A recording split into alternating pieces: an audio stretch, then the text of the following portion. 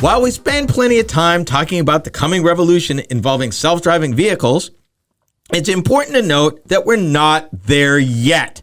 A recent crash of a Tesla Model S killed 2 people who were in the car. And get this, neither one was at the wheel at the time of the crash. In fact, I'll go a little further. The first responders said, and I quote, "We are 100% sure there was nobody in the driver's seat at the time of the accident.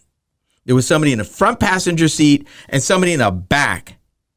People, let me be clear, because regular listeners should know this, but in case you've just kind of stumbled across our program and you haven't heard us talk about the different levels of autonomy, and I'm not going to get into that today, but let me put it to you this way.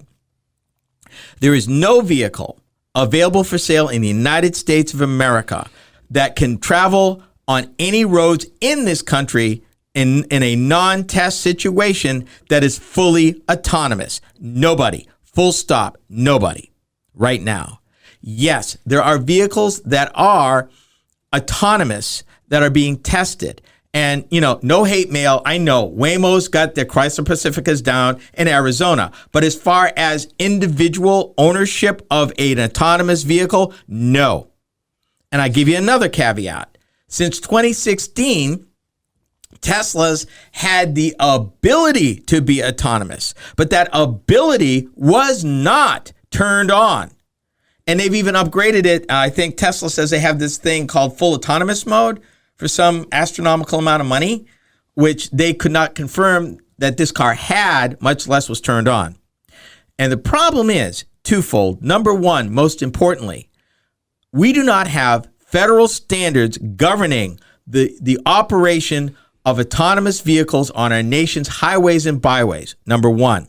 Number two, while a number of states allow testing and some geo-fenced use of autonomous vehicles, it's still relatively in a test mode. So there are autonomous vehicles on the road, but they're in test mode. They're not selling autonomous vehicles for private ownership. Ken, I think part of the issue we're running into is a lot of people that buy Tesla have a thing for Elon Musk, and Elon Musk has been murky about these features and how much autopilot there is. Almost to the point, on Sunday, he tweeted the company released a safety report from the first quarter showing Tesla with autopilot has nearly a 10 times lower chance of crashing than the average vehicle with the human piloting it. But Kelly Funkhauser, head of connected and automated vehicle testing for Consumer Reports, said Tesla's numbers have been accurate in the past and are difficult to verify without underlying data. He's often on Twitter saying misleading things to make it sound like things are better than they potentially are. And we've talked about maybe they do have all this data and stuff, but it does not have a proven track record. And part of the issue is federal regulation, but he's irresponsible. He's irresponsible. He is like any entrepreneur. And he has a cult-like following. He does. But again, federal government, what have I been talking about when it comes to autonomous vehicle? A lack of national standards. If you're going to go autonomous, you need to have operational standards that tell the consumer, if you're going to look at this type of vehicle, this is the minimum performance standards you can expect. How far it should be able to see in the rain? Will it operate in the snow? How does it cope in the dark? What happens if it gets hacked? All of these things, there should be minimum standards, not to pick winners and losers. I'm not advocating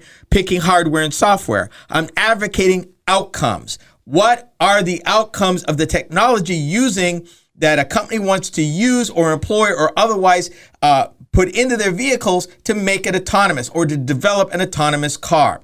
Here's the other thing that they don't talk about.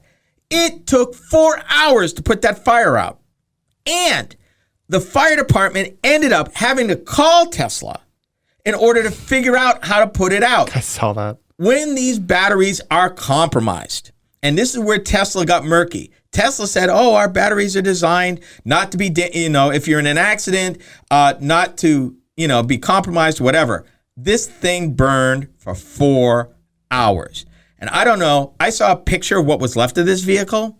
Yeah, there's no way anybody would have walked away from that. No. I mean, the vehicle was completely toast.